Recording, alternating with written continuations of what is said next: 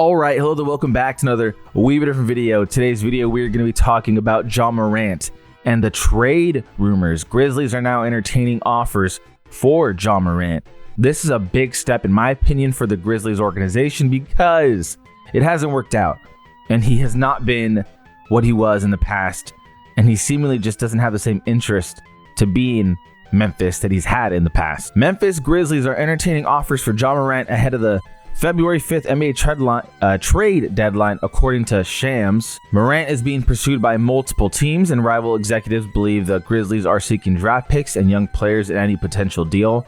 Now, I believe one or two of those teams is the Timberwolves and Memphis.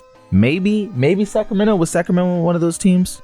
1 minute, 37 seconds later. Well, supposedly it's Sacramento as well, which of those three teams, I would like to see Minnesota because Ja Morant and Anthony Edwards would be pretty explosive together. I just think no matter what, you can't go to Sacramento if you're Ja. There's no reason to go there. They need to completely rebuild, and that is just not an ideal landing spot. For those of you that have not been watching the Memphis Grizzlies this season and are wondering how he's been doing, not too hot. He's averaging 19 points per game, 3.2 rebounds, 7.6 assists, and 40.1 field goal percentage. Now, what it doesn't show on here, and I'm going to pull up his stats, his points per game have been the lowest since his rookie year. Mind you, this is his 7th season in the NBA. Total rebounds are the lowest they've been in his entire career. His 2-point field goal percentage is 47%, the lowest in his whole career. His 3-point percentage is by far the lowest it's been in his whole career at 20%. It's been a disaster season, and he's doing this all in 28 minutes average per game. He's been facing injuries. He's only played 18 games. We're about, 36-ish games into the season for your average team, so he's missed half the season for his team. It's been a disaster year. There's a lot of people who are having tons and tons of different reactions. I think the most common reaction you're going to be getting is, what realistically can the Grizzlies get after seeing the Trae Young return? I mean, the Hawks literally got, I don't want to say a bag of chips because I consistently say that. You know, that's kind of the thing that I say. They get a bag of chips back when it's a bad trade, but this was even worse. This was even honestly just like worse than a bag of chips. I'm utterly shocked at the Hawks' return for Trae Young, and that honestly does not help Ja Morant and, the Grizzlies. Grizzlies got to be pissed at us for setting the market on Ja as 2 airheads and a blow pop. Now, you can't see it, but this dude is a Atlanta Hawks fan, and yeah, 2 airheads and a blow pop. I mean, Trae Young went for literally nothing. The Wizards had zero sacrifice given other than, hey, you have your player option after this year. Trae Young package 2.0 loading. So this is a very interesting sequence of comments that I really want to talk about. For one, this person mentioned what I mentioned earlier. I was not paying attention to him this season and quickly checked his stats. 40% from the field and 20% from 3. Went over that already. But this, to me, is also a pretty bad stat in and of itself. Yeah, he's been bad, and the Grizzlies have been significantly worse with him on the court. Ja's on and off each year of his career. So when he's on the court, the team is 1.8 points better than when he's off the court. And as the years go on, you see, for the majority of the time, he's just better. The team's better with him on there. And then boom, this year, minus 7.9, which is just a huge dip and a far cry from what he used to be. I mean, everyone remembers, prime Ja. If you've been watching the NBA for a while now, he's easily one of the most explosive players in the NBA. And the one thing really hurting his career time and time again has been his off-court decisions or injuries. One or the other. He's either missing time because he's hurt, or he's causing drama for his team because he's doing things on social media. And it's just tough for the Grizzlies because, look, at his best, you're talking about a player who is able to just change the game, attack the paint, make high-flying plays, just elite athleticism.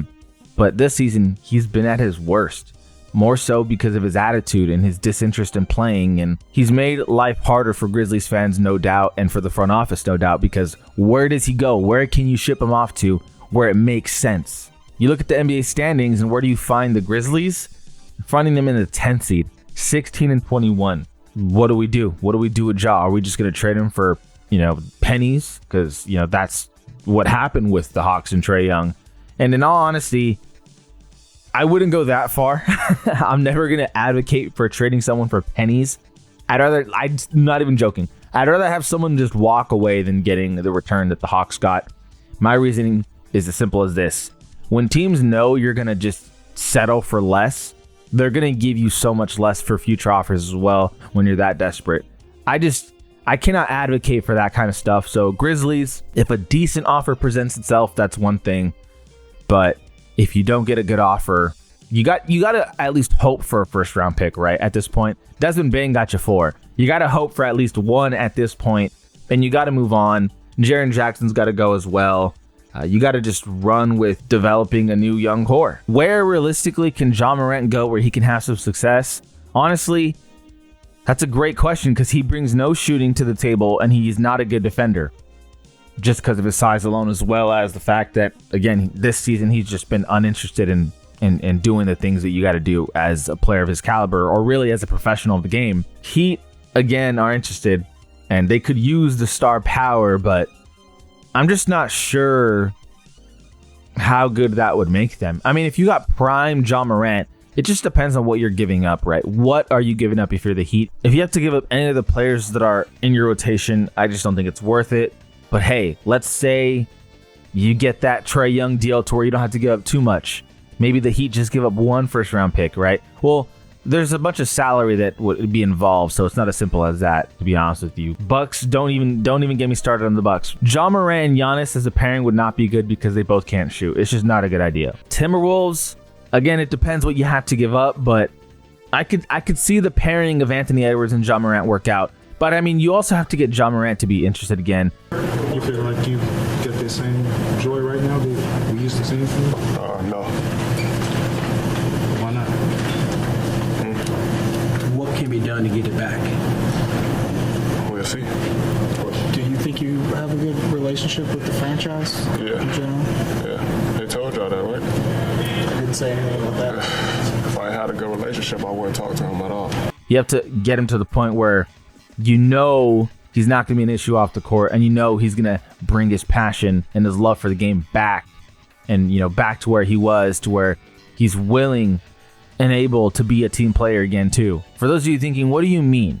Let's say Ja Morant was paid significantly less. Then sure, everyone could use a Ja Morant, but the matter of the fact is, Ja Morant's getting paid a lot, which if you haven't been keeping up with the NBA and their new CBA, the high-paying players really have to be good, but money just plays such a big factor. If you look at what happened with Boston, they had to trade away so many of their players, and by so many, I mean, 2 key players in Drew Holiday and Kristaps, just because of financial reasons. If you look at what's going on with the Thunder, they're going to have to make some decisions on their roster soon because they can't pay all their players what they need to pay them because of the new rules. So I am an advocate of them holding if they're not getting even remotely of a good offer.